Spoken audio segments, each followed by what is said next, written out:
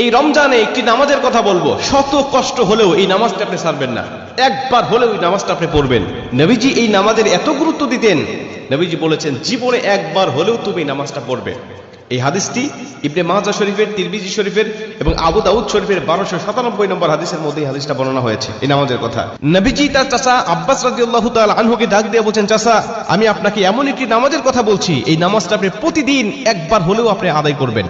চাচা যদি প্রতিদিন সম্ভব না হয়, অন্তত সপ্তাহে একবার হলেও আপনি নামাজটা পড়বেন। যদি সপ্তাহে সম্ভব না হয়, তাহলে আপনি মাসে অন্তত একবার এই নামাজটা আদায় করবেন। চাচা যদি মাসেও আপনার পক্ষে কষ্টকর হয়ে যায়, বছরে একবার পড়বেন। যদি বছরেও না পারেন, জীবদ্দশায় অন্তত একবার হলেও নামাজটা পড়বেন। কারণ এই নামাজটা এত পাওয়ারফুল নামাজ।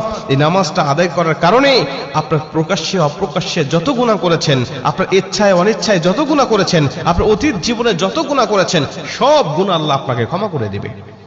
চাচা এই নামাজটার নিয়মটা একটু ব্যতিক্রম। এই নামাজটাকে বলা হয় সালাতুত তাসবিহ। এই নামাজের মধ্যে অতিরিক্ত কিছু তাসবিহ পাঠ করতে হয়।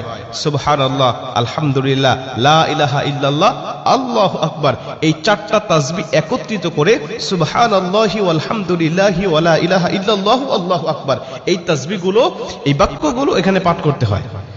4 রাকাত বিশিষ্ট এই নামাজ সালাতুত তাসবিহ 4 রাকাত পড়তে হয় এক নিয়তে। 4 রাকাত নামাজে প্রতি রাকাতে 75 বার করে করে মোট 300 বার এই তাসবিহটা পাঠ করতে হয়।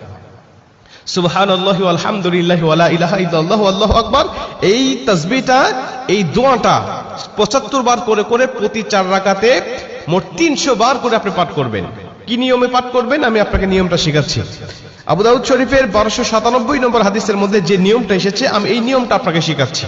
আমাদের সমাজে আর বেশ কিছু মানুষ বেশ কিছু নিয়ম বলে, কিন্তু আমি আপনাকে হাদিস থেকে সরাসরি নিয়মটা জানাচ্ছি। এটা আপনি রেকর্ড করে নেন, খাতা কলম থাকলে লিখে নেন। প্রয়োজনে এটা যত সোশ্যাল মিডিয়াতে যাবে, ফেসবুক ইউটিউবে যাবে, এটা আপনি সেভ করে নিজ আইডিতে শেয়ার করে রেখে দিবেন, যাতে আপনিও শিখতে পারেন, অন্য মানুষকে শেখাতে পারেন। আপনার শেখানোর কারণে কেউ যদি নামাজটা আদায় করতে পারে, ও যে সওয়াবটা অর্জন করবে, সওয়াবের একটা অংশ আল্লাহ আপনার আমলনামায়ও দান করবে।